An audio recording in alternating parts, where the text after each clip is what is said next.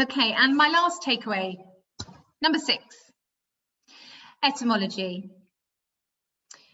As Quigley says, it really is a goldmine of opportunity for teachers in every subject discipline, because it's the story, isn't it? It's the story of words in many ways, and we all know that the story is what captures us. That's what is memorable. We just hook into it because we identify with elements of a story, and they mean things to us.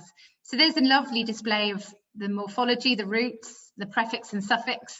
But looking at those Greek and Latin roots will really help underpin meaning for any subject area. So we've got spec meaning see there, and then suddenly all of those words begin to make a lot more sense.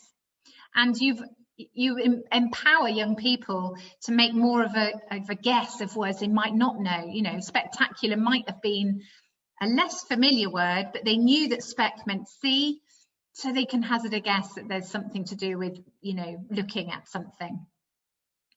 And then you're able to see beautiful things, that actually an astronaut literally means a star sailor, because in Greek, astro was star and naut was sailor. So an astronaut is a star sailor. And the beauty of that can't be underestimated when you're trying to teach vocabulary.